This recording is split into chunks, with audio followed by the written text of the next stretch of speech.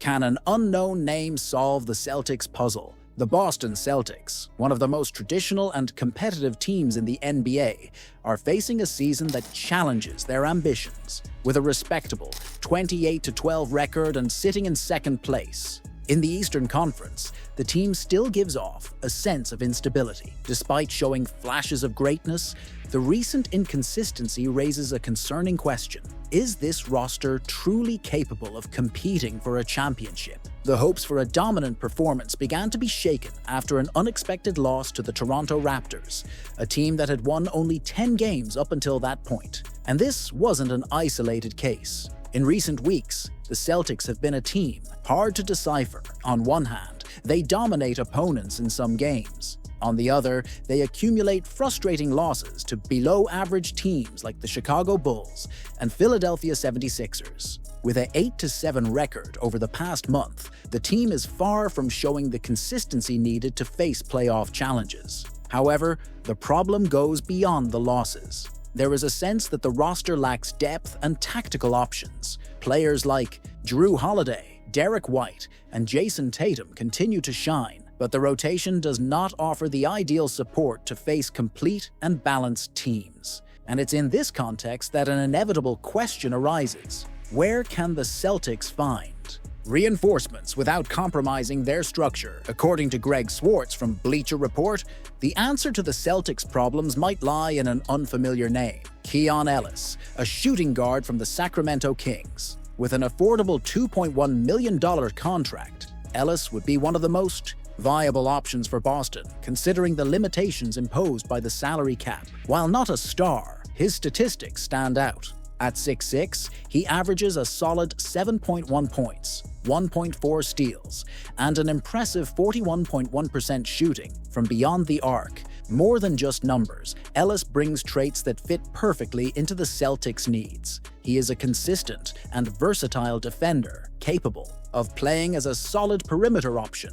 Additionally, his potential for growth makes him an intriguing piece for a bench that lacks impact and youth. Learning from elite defenders like Jrue Holiday and Derek White could be the catalyst for Ellis to become a key piece in the team's rotation. Necessary trade or risky bet? While Ellis's name sounds promising, the question that remains is it worth betting on a player still developing to solve short-term problems? Swartz also suggests Torrey Craig of the Chicago Bulls as a more realistic option. Craig, though experienced and available at an affordable price, does not have the same growth potential as Ellis. However, for a team seeking a championship, experience may weigh more than the promise of development. Another complication involves the possibility of creating space in the roster. Names like Al Horford, despite his advanced age, still play important roles in the team's structure. Sacrificing Horford or another veteran player to create space might be a risky move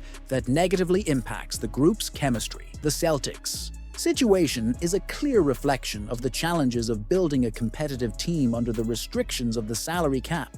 For a team that has come close in previous seasons, the clock is ticking. Jason Tatum and Jaylen Brown are at their peaks, but is the organization making the most of this moment? A billion-dollar choice or a legacy move? Have you ever considered the impact of Liverpool's owners taking the reins of one of the NBA's most legendary franchises?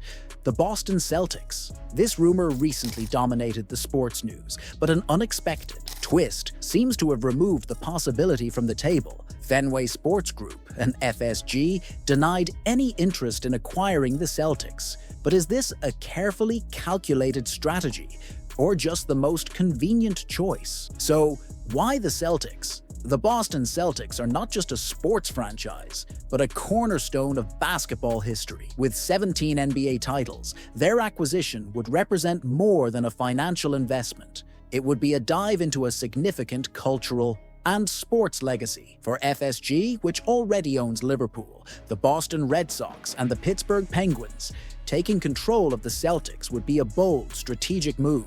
However, managing teams with such rich histories can be challenging. Red Sox fans have already expressed dissatisfaction with the team's recent lack of results, and adding the Celtics to the portfolio could intensify the pressure. Would the group be prepared to handle the weight of expectations from two of the most demanding fan bases in the United States? A risky bet. While the Celtics are off the table, FSG's focus shifts to Las Vegas, a city that has been consolidating itself as the new sports epicenter of the United States. The arrival of an NFL team, the rise of hockey, and even the addition of a Formula One race have created the perfect environment for the development of new sports franchises. This is where FSG sees the ideal opportunity. An NBA expansion project in Las Vegas would be a blank slate, allowing the group to create a unique identity for the team, free from the constraints of a pre-existing legacy. LeBron James, FSG's strategic partner and one of basketball's greatest icons, is rumored to lead this initiative, ensuring not only visibility but also credibility for the project. But is this the best choice? While Las Vegas offers the chance to start fresh, building relevance and gaining fan loyalty could take years, if not decades. Compared to the Celtics, who already have a global fan base, the risk is evident. Is FSG avoiding the Celtics out of fear of failure?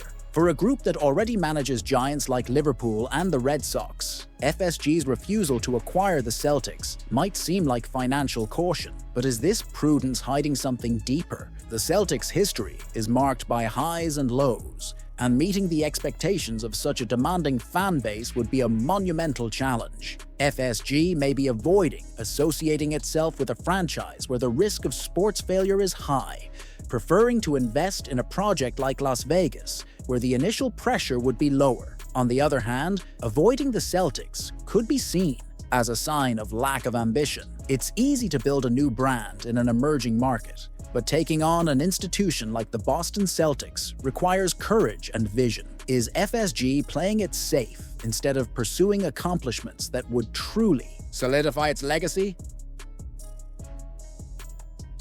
Should FSG focus on soccer and abandon the NBA? Another controversial view. Perhaps FSG should abandon the idea of expanding into the NBA and focus all its efforts on soccer. The Premier League offers a much larger global fan base and a more lucrative long-term opportunity. Liverpool, for instance, still has gaps to fill, such as infrastructure and a competitive squad. Expanding into the NBA could dilute FSG's attention and resources, negatively affecting the performance of the teams already under its management. Is it worth sacrificing a total focus on soccer to venture into a market where the group is still a rookie? Could acquiring the Celtics damage FSG's reputation?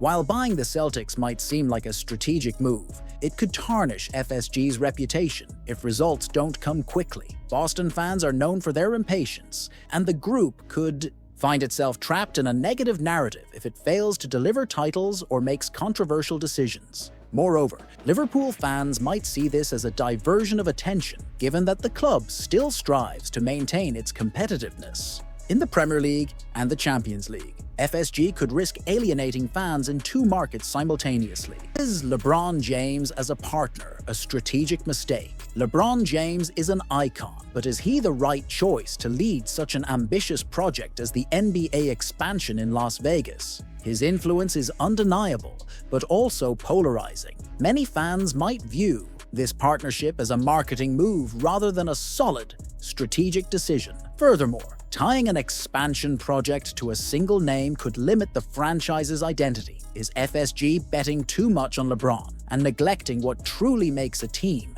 successful? Consistent management and a competitive squad?